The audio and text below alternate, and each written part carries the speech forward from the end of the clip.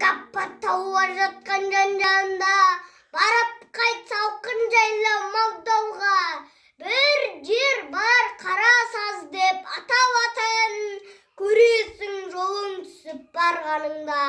Көресің көк орманнан жолға баран, мәп-мөлдір қайнап шыққан тұнбаларын.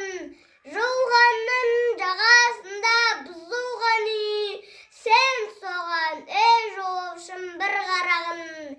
Кес-кестеп кісі жолын тормаған, осында тіл кеткен момын адам. Қаншама тырбанса да шаруаның, дәулеті бір-біріне қормаған. Өмірде өз-өзін оқу көріпті, киіпті ауыстырмай бір бөрікті. Байғұстың барша жұрты тілек тілеп, үйіне тұңғыш болып ұл келіпті.